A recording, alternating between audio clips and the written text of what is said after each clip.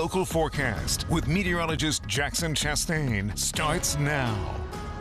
Jackson, yesterday was great. You know, the sun was out, it was warm, and now we're back to that gloomy weather again. Back to the gloomy weather, and it's getting colder too, so it's actually getting worse, I think, in my opinion. And if you don't like the weather now, you're going to have to buckle in because things are going to get even cooler next week. And we're sitting at about 45 right now.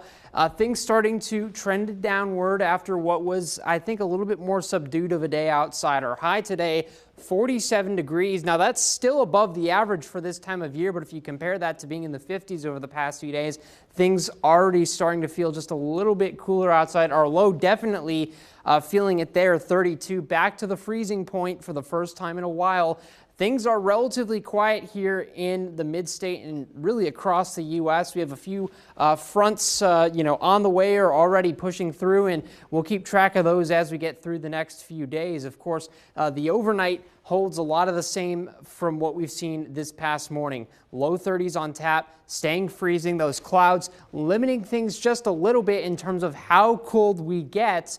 But overall, again, you're continuing to see that downward trend. And thankfully, things staying relatively stable for those highs for the next several days, mostly mid-40s. Overall, that's pretty close to where we should be for this time of year, although it's a little bit higher than that. So still some good news from that respect. But the two fronts that we've been tracking, the first one arriving basically Sunday into Monday, brings us our first round of colder air. And that's also going to be associated with a small chance for a few localized showers and maybe even snow showers. No accumulation expected there. Then you get a second round of colder air. That's on Thursday, a little bit more robust, and it's also going to bring us a snow shower, rain shower chance. That chance is a little bit more enhanced compared to the one on Monday. But no accumulation really expected out of all of this. We don't have any big storms, just a few chances for some showers, something that's really going to be,